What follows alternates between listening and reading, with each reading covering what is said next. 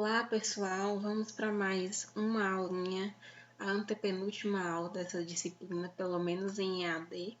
Certamente nós falaremos de alguns pontos de forma presencial para a gente fazer um diazão de um aulão de tirar as dúvidas que ficaram. Essa aula vai falar sobre puericultura e a triagem neonatal. Vamos nos voltar principalmente a uma partezinha importante da neonatologia. Primeiramente, vamos lá relembrar qual a definição de puericultura, que é definido como um acompanhamento. Deixa eu ligar a luzinha aqui para a gente poder acompanhar melhor a canetinha. É um acompanhamento que é feito à criança em toda a sua infância. Então, puericultura é o acompanhamento da criança em toda a sua infância, por meio de consultas de CD, que nós já estudamos o que é o CD. Toda unidade básica de saúde tem um dia lá só de CD para acompanhar essa fase aí chamada de puericultura. Tá? E por meio também das visitas domiciliares. Uma tecnologia importantíssima para acompanhamento de saúde de todas as faixas etárias e grupos que a nossa unidade básica de saúde atende. Bom, vamos relembrar também, que eu acho que eu já falei para vocês, quando é que deve acontecer essa primeira consulta do recém-nascido. O recém-nascido nasceu lá no Hospital de Encruzilhada com a obstetra Nayara. E aí, com quantos dias a gente tem que orientar essa gestante que ela deve fazer o acompanhamento do bebezinho dela? Ou até mesmo lá na última consulta do pré-natal da mãe. Quando é que a gente tem que falar, mãe, quando o neném nascer, traga ela aqui de tanto a tanto. Bom, é ideal que a primeira consulta do nenenzinho, pela atenção básica de saúde, tá? Pela unidade básica de saúde, aconteça entre o quarto e o 7º dia. Então, uma unidade de saúde que trabalha bem, que trabalha legal, ela já sabe quais são todas as gestantes que tem em sua área. Faz o pré-natal de todas essas gestantes que devem estar logo lá no primeiro trimestre, né? Cadastradas já fazendo o pré-natal. Isso é um bom indicador de acompanhamento dessas mães, que as mães estejam lá no primeiro trimestre fazendo acompanhamento de pré-natal e que uma unidade básica de saúde, ela sabe, né, quais são as gestantes, sabe quais são as gestantes que estão perto para parir e às vezes faz essa busca ativa. Às vezes quando a mamãe esquece de levar a criancinha lá para pré-natal, o agente básico, o agente de saúde, a enfermeira, o técnico vão lá fazer uma visitinha para a primeira consultinha desse RN, que deve acontecer entre o quarto e o 7º dia, idealmente na unidade básica de saúde. E no máximo até 15 dias de vida. Essa primeira consulta, gente, é importantíssima para a mãe receber várias orientações e para que a saúde do neném já seja acompanhada desde o seu início de vida. O que é feito nessa consulta? Muitas coisas. Basicamente, a gente faz o quê? Preenche a cadernetinha de saúde da criança, certo? Isso aí a gente já preenche lá a identificação, com alguns dados importantes, onde foi que a criança nasceu, qual foi o peso, né, qual foi o tamanho, se foi parto normal, se foi parto cesáreo, teve alguma intercorrência nesse parto, a criança ficou, né, na fototerapia, ficou na UTI, não conseguiu respirar, chorar. A gente preenche tudo nessa caderneta de saúde da criança. A gente também faz uma anamnese com a mãe, perguntando tudo isso que eu acabei de falar. Qual foi o tipo de parto? Foi cesáreo? Foi um parto normal? Foi um parto que usou fórceps? Vocês já viram com Nayara o que é um parto com fórceps? Qual foi a maternidade que nasceu? O peso da criança ao nascer? Qual foi a idade gestacional que nasceu essa criança? Essa criança foi um prematuro? Foi um pós-termo? Foi um atermo? Vamos relembrar esses terminhos aí. Prematuro, até antes de 36 semanas, a termo de 37 semanas a 42 semanas e pós-termo após 42 semanas. Qual foi o APGAR dessa criança, aquele índice que mede a vitalidade do recém-nascido no primeiro e no 5º minuto de vida? Qual foi lá o índice de APGAR da criança? Teve intercorrência na gestação? Tudo isso a gente pergunta para preencher a caderneta e para obter informações, porque isso diz muito, como a gente falou. Isso aqui a gente diz muito sobre o risco que esse recém-nascido corre, sobre esse recém-nascido ser mais vulnerável ou não a algumas doenças. Vamos lá, deixa eu beber um café aqui, que vocês não estão vendo, mas eu estou bebendo café. Tô cansada, gente. Preciso de café. A gente também verifica se as vacinas que tem que fazer, idealmente, nas primeiras 12 horas de vida da criança foram feitas. Quais são elas? A BCG, que protege a criança contra formas graves de tuberculose e protege a criança contra algumas formas de meningite, que é feita, né, intradérmica na criança, no braço direito, e a hepatite B, que protege, obviamente, contra o vírus da hepatite B. Lembrar que essa aqui é a primeira dose da hepatite. As demais 3 doses são feitas por meio da pentavalente. Então, essas 2 primeiras doses aqui, ó, precisam ser feitas nas 12 primeiras horas de vida da criança. Lembrar que uma criança que tem baixo peso, que nasceu com menos de 2 quilos, não pode fazer a BCG. E a hepatite B é feita no vaso lateral da coxa esquerda. Além disso, a gente vai fazer o quê? Se a criança, digamos que a criança não fez essas vacinas na maternidade porque estava em falta, e acontece. Então, é importante que a criança faça essa primeira consulta aqui nos primeiros dias de vida, porque a gente consegue identificar esses problemas. E dessa forma, a gente vai lá e manda a mãe, né, encaminha a mãe à sala de vacina para fazer as vacininhas da criança. Além disso, o que a gente faz? A gente colhe as medidas antropométricas de peso, né, altura, perímetro cefálico. Lembrar que peso na criancinha recém-nascida a gente vai colher na balança horizontal, a altura também vamos usar a régua horizontal, e crianças menores de 2 anos, que é o caso dos recém-nascidos, a gente tem que colher o perímetro cefálico. A gente vai colher os sinais vitais de frequência cardíaca, frequência respiratória, temperatura dessa criança. A gente vai avaliar qual é o estado geral da criança, qual é a postura dela, como ela respira, ela está hidratada, está coradinha, como é que está a pele. Essa criança é uma criança que é hipoativa, está muito sonolenta, ou que tem uma reação normal. A gente avalia tudo isso, faz o exame físico cefalocaudal nessa criança, avalia tudo mesmo, gente. A gente avalia o couro cabeludo, as fontanelas, as mucosas, a boquinha para ver se tem fenda palatina, avalia o tórax, tudo a gente avalia. Tem 5 dedos, tem polidactilia, tem sindactilia, tudo isso vocês vão ver, eu acho que já viram ou vão ver com Nayara essas alterações que podem ter, anormalidades que podem ter no exame físico de uma criança recém-nascida. É bom que vocês relembram, mas a gente faz esse exame físico bonitinho para ver se tudo na criança é normal. Testa os reflexos da criança. A criança nasce com alguns reflexos primitivos, que a gente diz, que vão desaparecendo ao longo dos meses, né? Como reflexo de marcha, de sucção, de moro. Vocês, se não viram ainda, vão ver com Nayara também.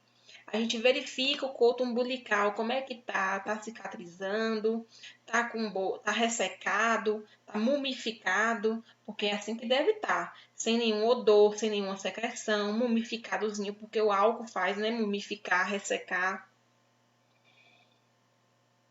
A gente, se a mãe não amamentar a criança ali na hora, a gente pergunta à mãe se ela tá tendo alguma dificuldade, tá tendo dor na amamentação, porque isso tudo gera complicações. Se a criança tem dificuldade para fazer a pega, se dói para a mãe amamentar, a pega está sendo incorreta. E a mãe pode ter fissura no peito, que vai fazer com que ela interrompa a amamentação exclusiva. Vai ter mastite, que é a inflamação lá da mama, que pode até evoluir com infecção, que precisa usar antibiótico, que também vai ter que fazer a mãe interromper a amamentação, porque dói pra caramba, dá febre. E pode até complicar para uma infecção generalizada. Então, a gente pergunta à mãe, avalia se está tudo bem a amamentação, orienta, reforça mais uma vez sobre a amamentação exclusiva, que sempre é bom reforçar. Pergunta à mãe como é que está o cocô da criança, como é que está o xixi, como é que está a cor, o cheiro. Avalia se a criança está bem nutridinha, como é que está sendo o sono, orienta a mãe que é normal mesmo a criança acordar várias vezes durante a noite, porque o leite dela, não é porque o leite dela é fraco, porque o leite dela na verdade tem tudo, mas a criança tem um estômago pequenininho, não cabe tanto leite. Então, a primeira consulta, gente, do recém-nascido é a mais importante, porque a gente faz muita coisa nela, muita coisa dá pra ver nela. Bom,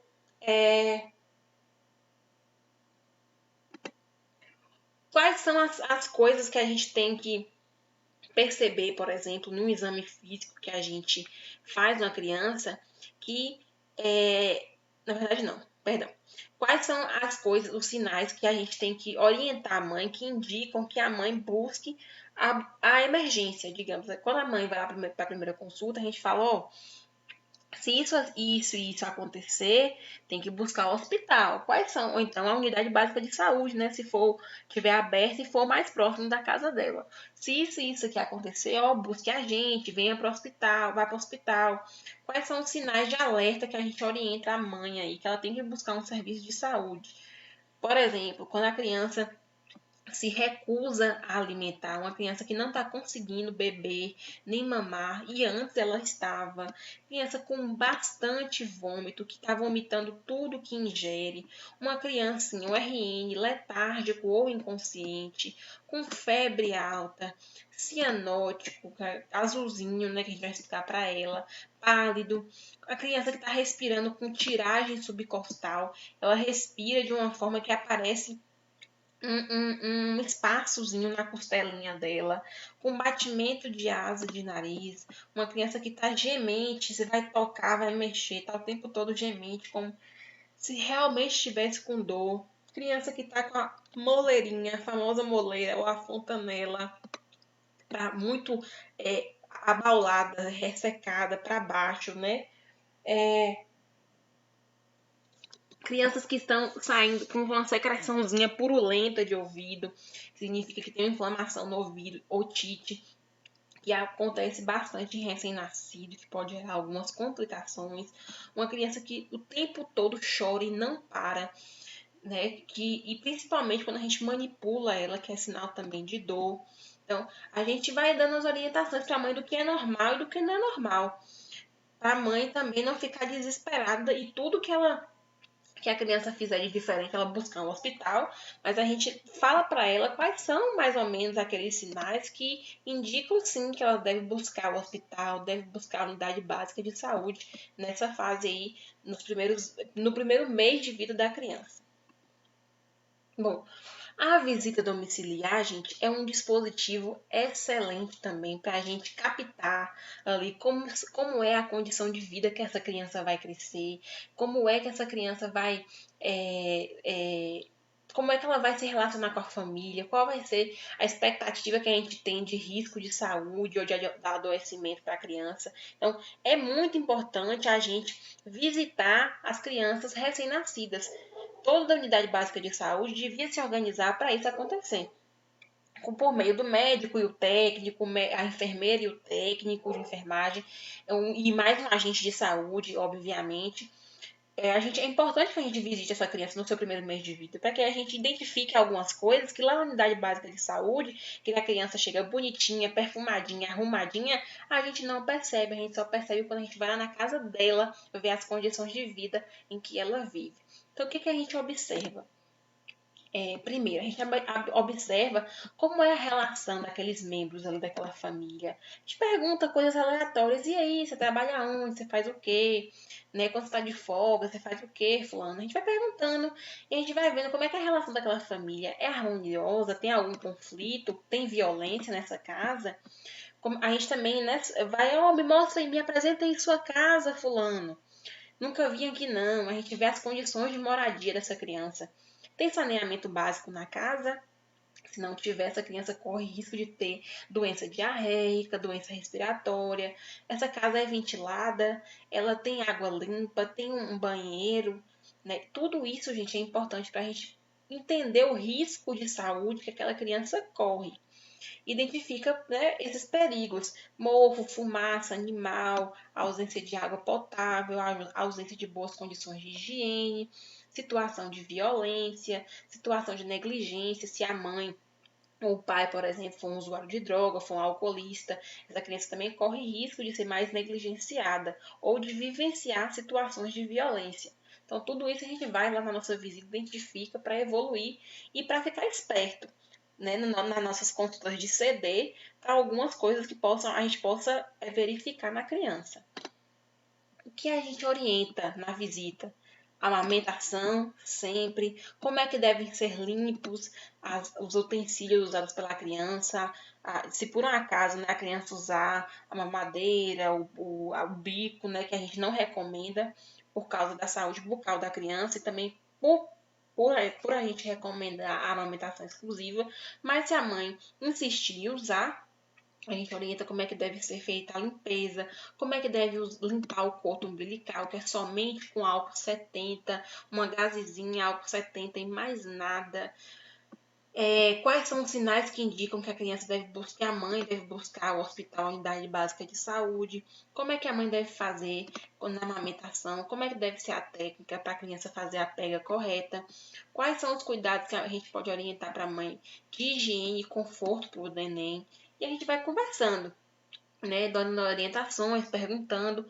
É uma visita que a gente tem que ser bem, não pode ser muito complexo no nosso linguajar, a gente tem que ser acolhedor, a gente não pode ficar criticando, né, para a gente ser bem recebido outras vezes. Bom, e aí a gente fez a visita lá, e como é que a gente identifica, por exemplo, que essa criança tem um maior risco de saúde? Por exemplo, se a criança reside em uma área de risco, se a criança reside em uma área que tem risco de deslizamento no morro, criança que tem risco, mora perto de rio, né, que tem risco de enchente, em áreas violentas, né, como periferias, favelas, essa criança é uma criança que mora na área de risco, ela tem um maior risco de saúde. Criança que nasceu com baixo peso ao nascer, ela tem maior risco de adoecer. Criança que nasceu prematura. Criança que nasceu com apigar menor que 7, lá no 5º minuto de vida. Criança filha de mãe de 18 anos. Isso aqui é muito importante, gente. Uma mãe que tem menos de 18 anos, provavelmente é uma mãe que tem o ensino médio incompleto, que não vivenciou ainda muitas experiências que fariam ela ter maior maturidade, maior vivência. E aí essa mãe é uma mãe experiente não só na maternidade, mas também na vida, provavelmente. E isso coloca a criança, sim, em maior risco de saúde. Se a criança teve alguma intercorrência ou alguma internação logo quando nasceu, ela tem mais risco. Se a mãe também tem baixa escolaridade, ou seja, menos de 8 anos de escola, isso bota a criança em maior risco também de saúde. Se a família, por exemplo, se tem histórico familiar de morte de criança com menos de 5 anos na família, é um mau prognóstico. Se não, a mãe não fez pré-natal, isso aqui é um péssimo prognóstico. Significa que a mãe não é acompanhada, não costuma ser acompanhada por serviços de saúde, é ruim também. Ou se aquela mãe já começou a incluir outras coisas na alimentação aí, deixou de ter alimentação exclusiva, essa criança também tem mais riscos de adoecimento que outras crianças que não têm isso tudo aqui, certo? Então, eu coloquei aqui algumas orientações sobre alguns cuidados básicos com recém-nascido que a gente pode dar. Por exemplo, a gente tem que orientar que antes do contato com o recém-nascido, todo mundo, né, que for visitar a criança, não nessa época que é coronavírus, tem que lavar as mãos. É uma coisa básica, gente, mas poucas pessoas fazem. Pouquíssimas pessoas fazem. E aí, a gente tem que lembrar que a gente leva da rua vários vírus para dentro da casa e que a criança não tem sistema imunológico completo. A gente pode levar uma gripe e pode evoluir de forma ruim. A gente pode levar uma diarreia para a criança, a gente não lavar a mão da gente. A criança não tem o sistema imune como a gente, ela é sensível. Então, a gente tem que lavar as mãos sempre antes do contato com a criança. Evitar ficar beijando no rosto, aproximando, né, a nossa boca, nariz no rosto da criança. Orientar a família, não permitir que as pessoas fumem dentro de casa. É básico, mas existem muitas situações que a gente encontra ainda. Orientar a mãe sobre o responsável, né, sobre a limpeza diária do cordão umbilical, toda vez depois que der banho ou a criança fizer cocô, é importante limpar o cordão umbilical com álcool 70 e que esse coto cai nas primeiras 2 semanas. Tem criança que vai cair com 5 dias, 7 dias. Tem criança que vai cair com 14 dias e é normal. Ela não vai precisar botar apenas de asa de galinha ou pó, botar não sei o que, tanta coisa que bota que acaba levando a criança até um tétano neonatal, que causa morte na criança logo nos primeiros dias de vida. Então, tem que limpar somente com álcool 70. Orientar também a mãe a, quando for colocar o nenenzinho para dormir, colocar sempre de barriguinha para cima, posição supina. Evita morte súbita de criança, certo?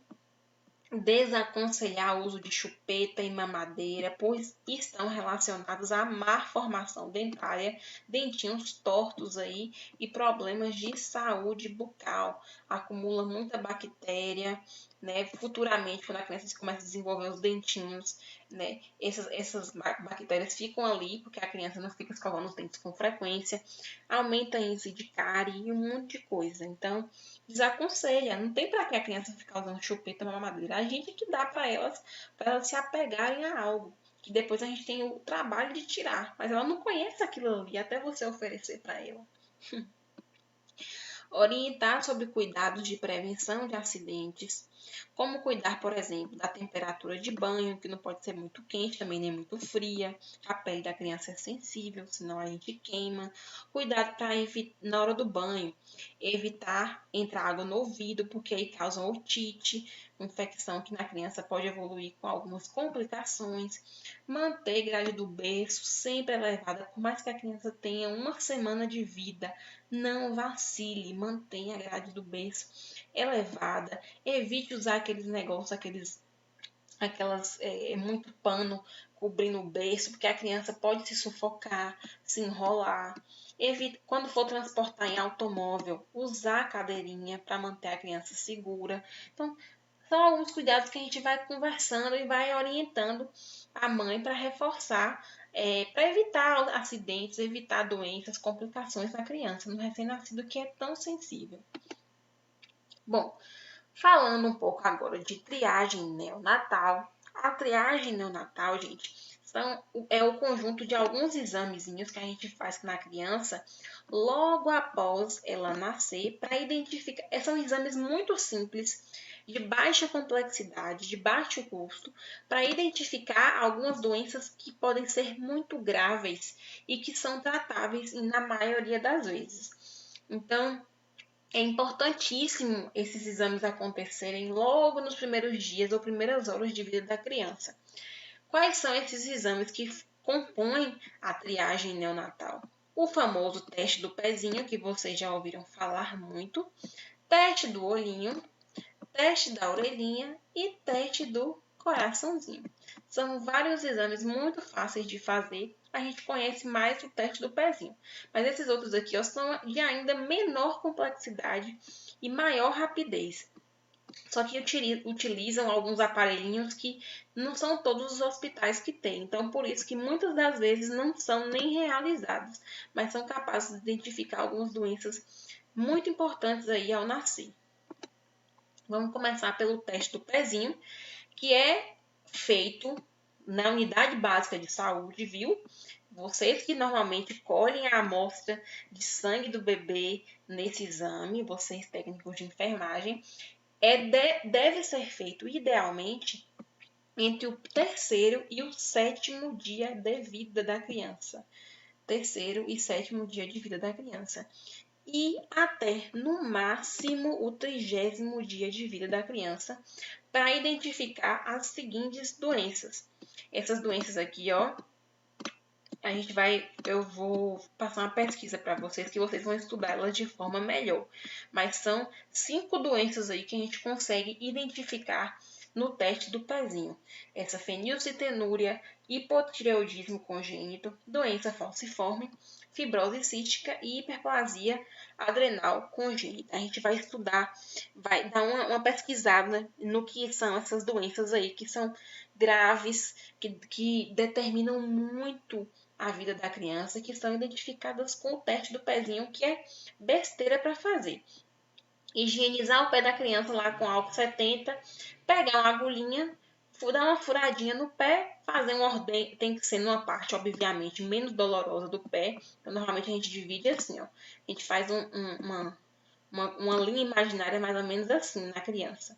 Então, nessa parte aqui, dentro desse V aqui, ó, é a parte que a gente não vai furar. Aqui, ó, que é a parte que tem mais nervozinho e que tem mais capilar, que a gente pode lesionar. Então, a gente vai furar nessa parte aqui, ó, as partes mais externas do pezinho da criança.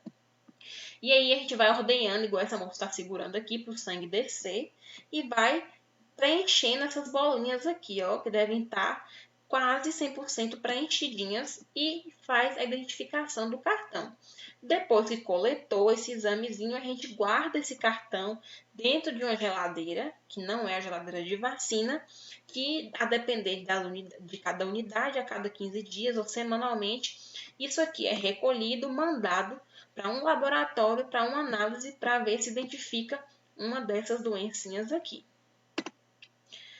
E o teste do olhinho, como é feito? O teste do olhinho é bem simples, só que precisa desse aparelhinho aqui, ó.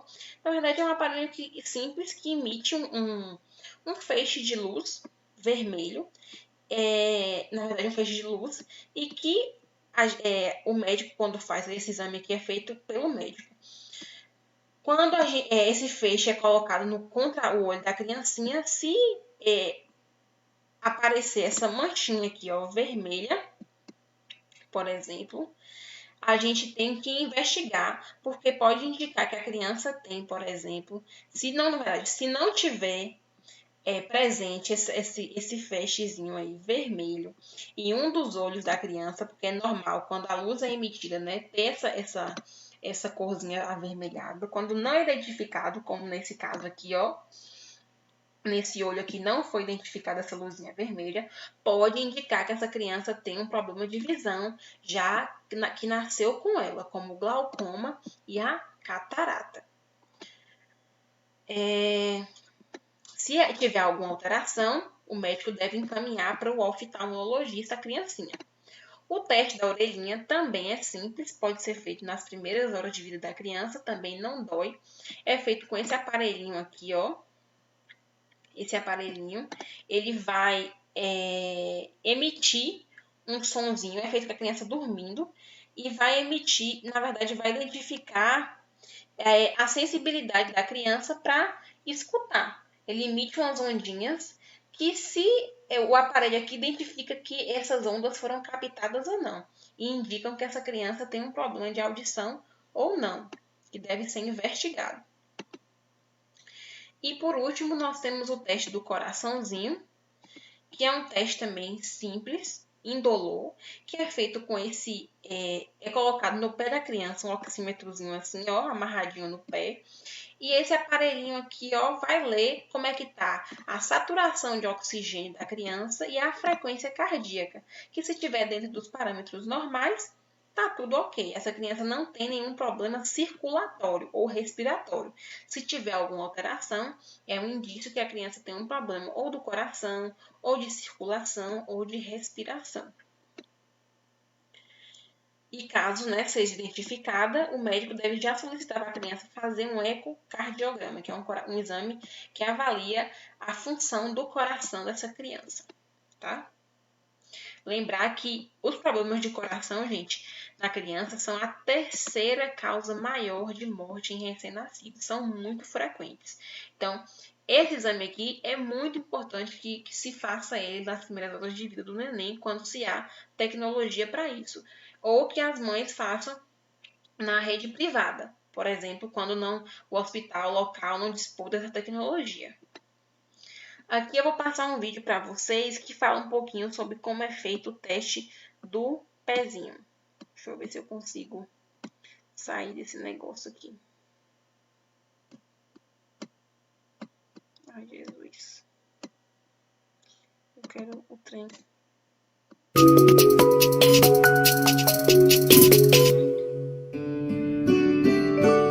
Nós estamos aqui agora no momento na Unidade de Saúde da Família, né, em Cuiabá, Mato Grosso, Unidade de Saúde da Família no Jardim Santa Amália, né. Aqui nós realizamos o teste do pezinho.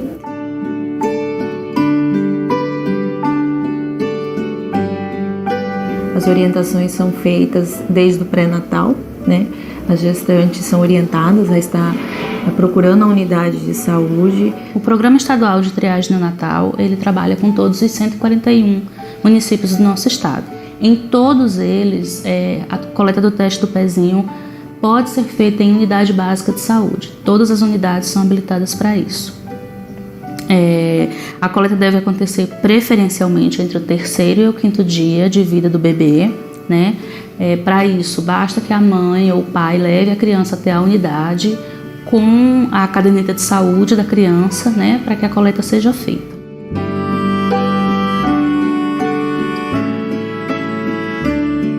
Como que é feito esse exame, né? É no pezinho, no calcanhar, né, da criança. A gente fala para a mãe se acalmar, né, que não precisa ficar nervosa, porque tem que fazer esse exame.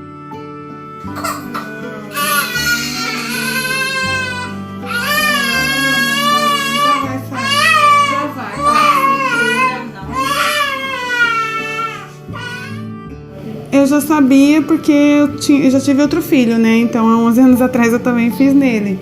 Mas, assim, no hospital também, durante o pré-natal, é sempre dito, lembrado que na primeira semana que o neném, depois que o neném nasce, tem que fazer o teste do pezinho, que é importante na primeira semana de nascido. Assim que nós recebemos a amostra, a recepção encaminha para o laboratório, aí aqui dentro nós fazemos a triagem.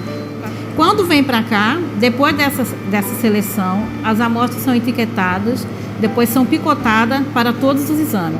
A liberação dos exames nossos são tudo online. É encaminhado, a gente libera, é encaminhado online, cada município tem seu login, a senha de acesso. A busca ativa que é feita mais assim, rápido, como nós podemos dizer, são as alteradas. Antes de sair, nós temos um setor de busca ativa que já reconvoca essa criança. Sou mãe do Eduardo Rafael, de 2 anos e 11 meses.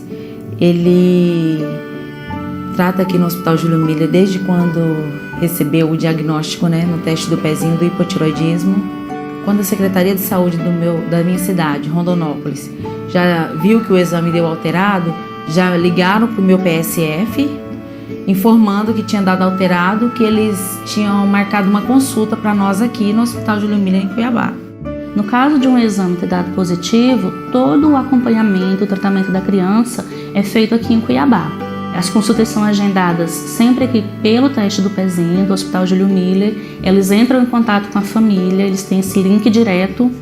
A triagem neonatal é talvez um dos exames mais importantes que a gente tenha condições de oferecer para as nossas crianças. Por quê? A gente tem a chance de diagnosticar doenças muito graves, muito sérias, que devem ser acompanhadas desde o início e impedir sequelas que muitas vezes são permanentes. Então, o fato de eu ter o exame disponível e ter o acompanhamento disponível significa que eu posso dar uma melhor qualidade de vida para essas crianças. É uma forma de prevenir, né, algumas doenças, da gente saber, da gente cuidar melhor do nosso filho, e é uma coisa gratuita, né, que está na porta de casa, então não tem por que não fazer. Então, é um teste muito legal, muito simples e que identifica doenças muito graves, gente. Toda criança deve fazer o teste do pezinho do 3º ao 5º dia de vida. E vocês que coletarão esse teste, que dá uma agonia, né? Mas não é dolorido. Não, assim, tem a furadinha no pé, mas não é doloroso. Que a criança fica chorando o tempo todo durante o teste é porque a gente está ali apertando o pezinho dela, incomodando ela, tirando ela da paz. Mas o que dói é só a furadinha inicial ali do pé.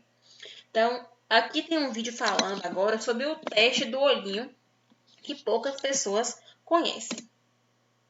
Roberta e o Wallace comemoram a chegada de Arthur, mas também celebram a saúde de sua visão logo após o teste do olhinho. Eu me senti seguro porque eu vi que ele não tinha nada. E isso foi muito importante, trouxe muita paz pra gente, tranquilidade. O teste ainda não é obrigatório em todo o país, mas é um direito da criança. A falta de informação de como é feito o teste também inibe os pais a solicitarem logo quando o bebê nasce. Bom, o teste do olhinho, ele é um teste, foi feito para ser desenvolvido pelo pediatra, tá? Ou na maternidade, ou no próprio consultório, ou mesmo pelo oftalmologista. É um teste que vai visar identificar um reflexo que acontece na retina da criança, né? É um reflexo de cor avermelhada, e esse reflexo, quando presente, indica que os meios ópticos, ou seja, a estrutura ocular, está bem formada, bem desenvolvida. Quando há alguma alteração desse reflexo, sinaliza que há algum problema nesse sentido, e aí aponta a necessidade de uma avaliação mais detalhada com um oftalmologista. Segundo ainda o especialista, várias doenças são detectadas apenas com um rápido teste do olhinho. O teste do olhinho, ele visa diagnóstico principalmente de glaucoma congênito, catarata congênita e algumas malformações. Então, essas crianças que têm esses problemas devem ser tratadas ainda nos primeiros meses de vida, porque são alterações que vão fazer com que o desenvolvimento da visão não aconteça. Então, uma vez postergado esse tratamento, as consequências às vezes são irreversíveis. Então, existe um prazo muito curto para fazer o tratamento. Por isso, o exame do teste do olhinho deve ser o mais precoce possível. O teste do olhinho pode ser realizado pelo pediatra ou ainda encaminhado a um oftalmologista, mas é imprescindível que seja feito pelos pais na criança logo no primeiro mês de vida. O exame foi super tranquilo, o Arthur assim, não chorou, é muito rápido, é coisa assim de minutos. Assim, o médico também, ele já está acostumado, então assim, nem chorou, é só abrir os olhinhos mesmo e pronto, rápido. Num minutinho acabou o exame. Então eu acho que todas as mães têm que fazer o teste. Viram aí? É um teste simples, mas acaba que poucas unidades fazem, porque o aparelhinho ou profissional habilitado para identificar essa alteração de cor não tem tanta segurança.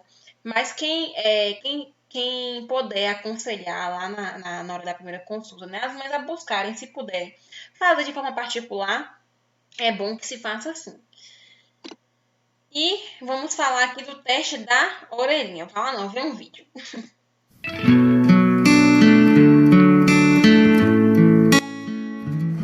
Olá! Hoje eu vim falar com vocês sobre o teste da orelhinha.